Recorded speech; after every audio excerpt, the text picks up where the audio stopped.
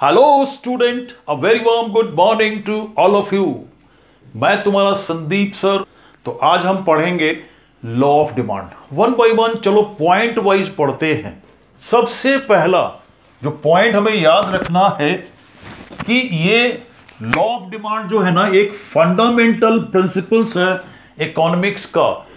ये फंडामेंटल जो लॉ है क्या एक्सप्रेस करता है?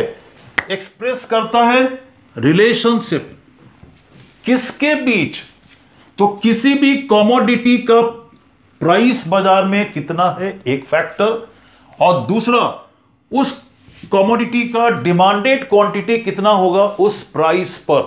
इन दोनों के बीच एक नेगेटिव रिलेशनशिप एक्सप्रेस करता है, मतलब प्राइस और डिमांड दोनों अपोजिट डायरेक्शन में मूव करेगा। और इसका स्टेटमेंट क्या है?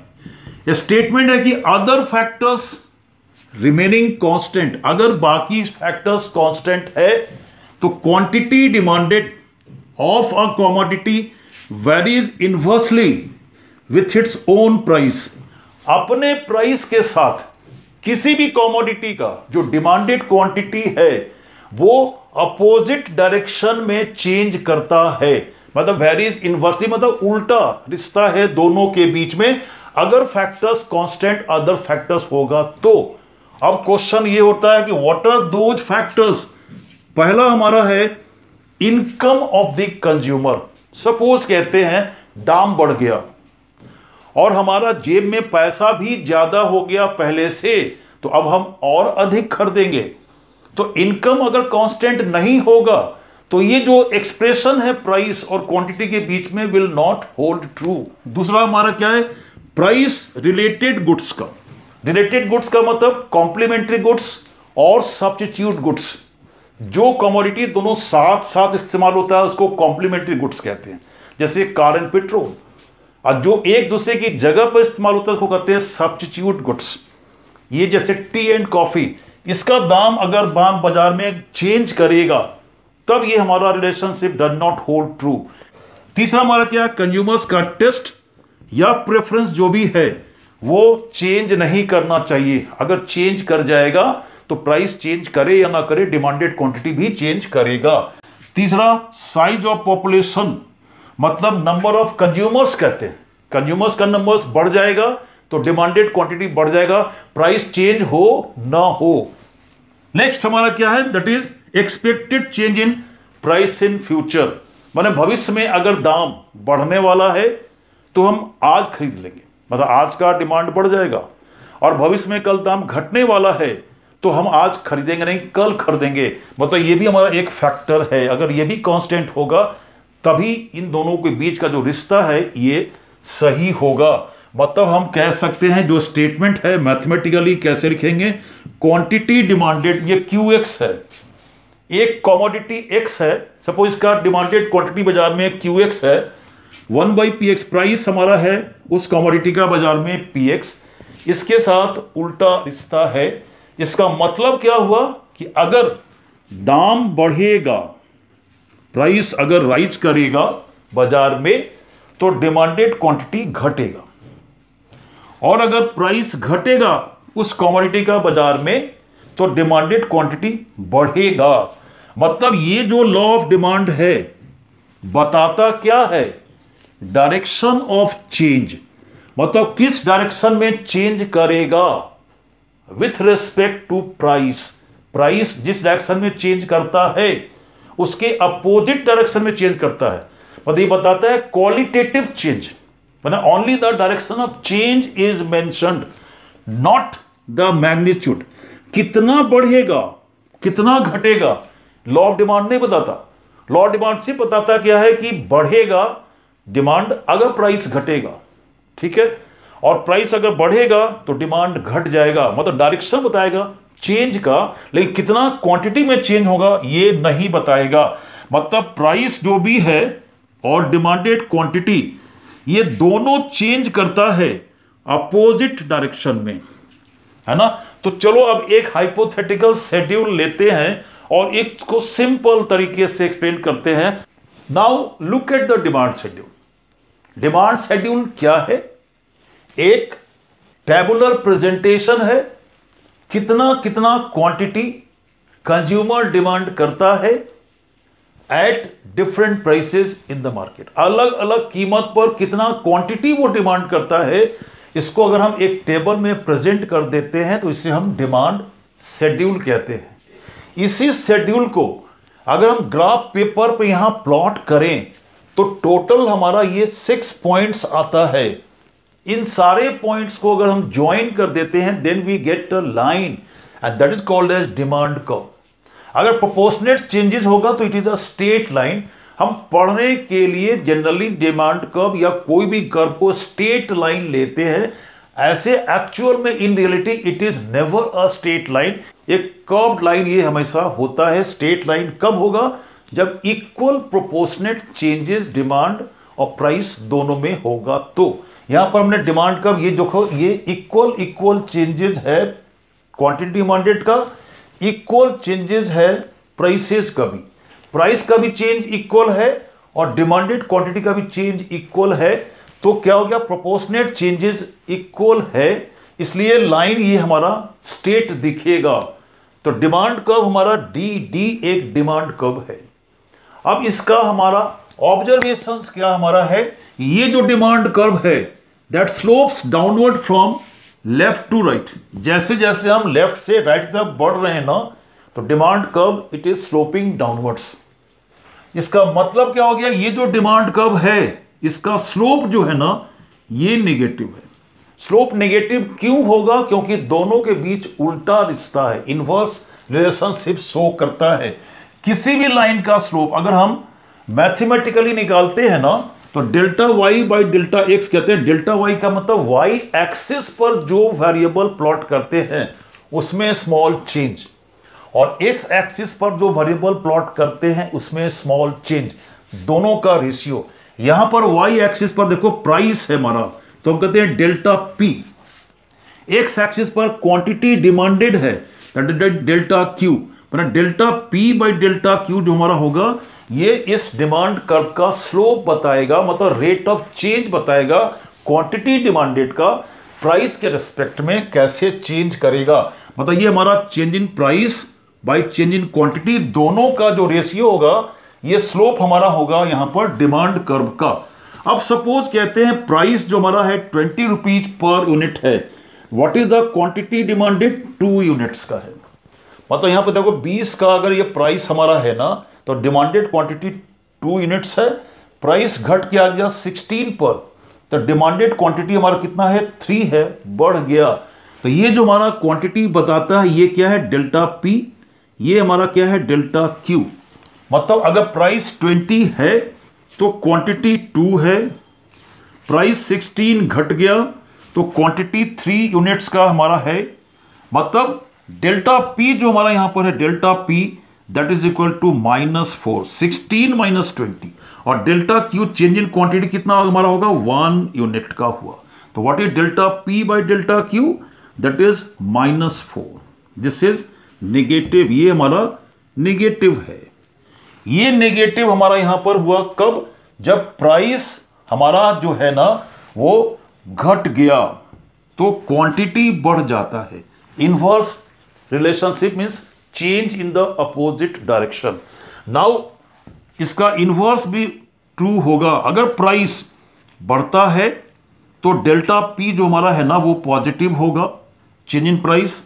तो प्राइस के बढ़ने से क्वांटिटी घटेगा तो डेल्टा क्यू नेगेटिव होगा, और इन दोनों का जो रेशियो होगा ये भी नेगेटिव होगा।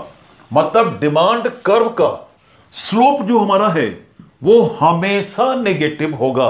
नेगेटिव क्यों होगा? क्योंकि प्राइस और डिमांडेड क्वांटिटी के बीच में इनवर्स रिलेशनशिप है, और इसी इनवर्स रिलेशनशिप के कारण डिमांड कर्व जो हमारा है वो उसका स्लोप नेगेटिव है। तो सवाल ये है ना, why more is demanded eight a lower price? ऐसा क्यों होता है? मतलब डिमांड कर्व डाउनवर्ड स्लोपिंग क्यों होता है? अब इसके कारण के बारे में डिस्कस करते हैं। Means main reasons behind the downward sloping demand curve. इसका 3 कारण है। पहला कारण हमारा है law of diminishing marginal utility.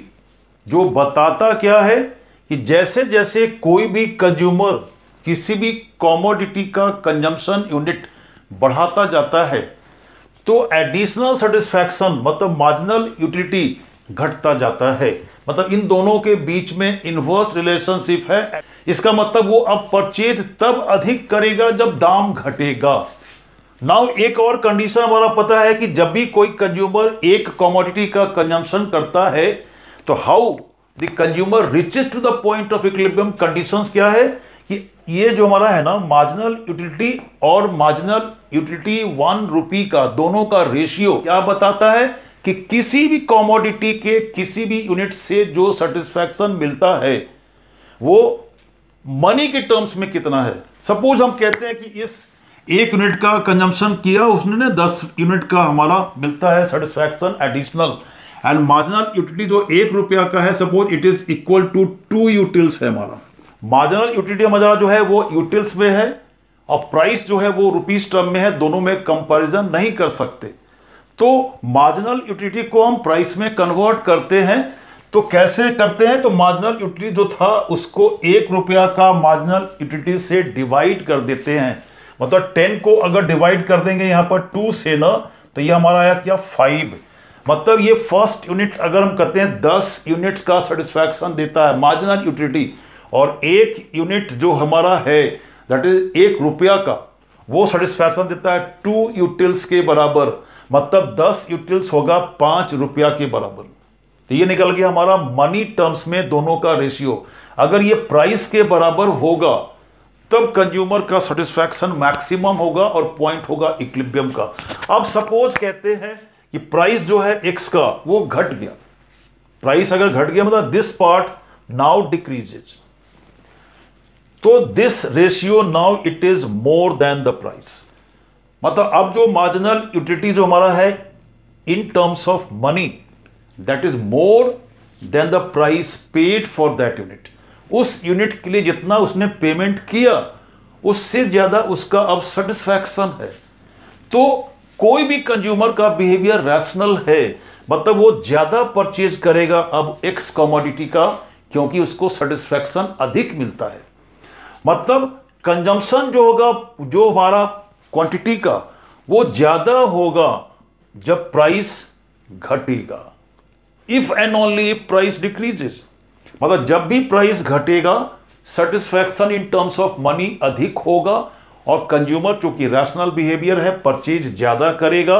मतलब more is demanded at a lower price. मतलब जब प्राइस घटेगा तो डिमांडेड क्वांटिटी अधिक होगा। इसका उल्टा भी ट्रू होगा मतलब less is demanded at a higher price. जब दाम बढ़ेगा तो डिमांडेड क्वांटिटी जो होगा वो कम होगा। ये था पहला कारण। दूसरा कारण हमारा इनकम इफेक्ट है। इनकम इफेक्ट में अक्सर ये कंफ्यूजन होता है कि इनकम में चेंजेस आता। इनकम में कोई चेंज नहीं है। जो इनकम कंज्यूमर्स का पहले था वो भी अभी भी है, सिर्फ प्राइस चेंज करता है उस कमोडिटी का।